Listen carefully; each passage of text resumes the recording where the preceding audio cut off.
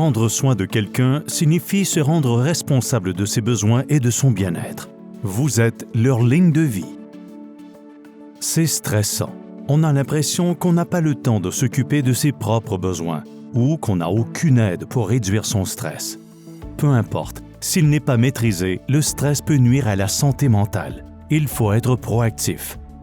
Mais comment améliorer son bien-être mental quand son temps est limité?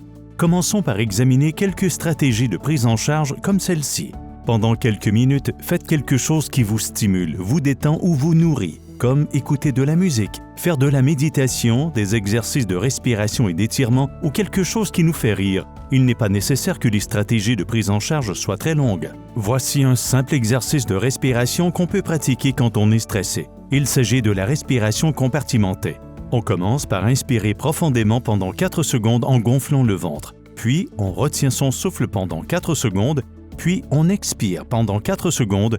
Puis, on retient sa respiration pendant 4 secondes avant d'inspirer de nouveau. On recommence l'exercice jusqu'à ce qu'on se sente mieux. Faites-en l'essai et voyez si cela fonctionne dans votre cas.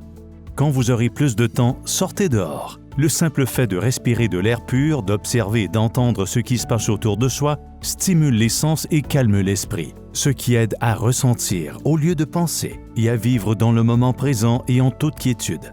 La tenue d'un journal est une autre stratégie utile. Le fait de noter ses pensées et ses sensations d'anxiété aide à les maîtriser, à se calmer et à se demander ce qu'on veut obtenir d'autrui pour conserver son énergie. Il est bon aussi de réfléchir à sa contribution à titre d'aidant naturel quand on a peur de ne pas en faire assez. À retenir, prendre soin de soi aide beaucoup à favoriser une bonne santé mentale. Les stratégies de soutien social sont aussi importantes. Apprenez comment demander de l'aide et à l'accepter. Essayez de dresser la liste de vos tâches quotidiennes et de savoir ce que vous pouvez déléguer.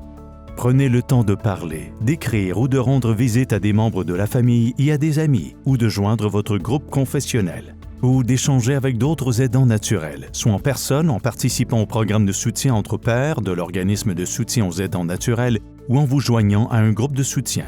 En dernier lieu, consultez un professionnel si l'auto-assistance et le soutien social ne suffisent pas.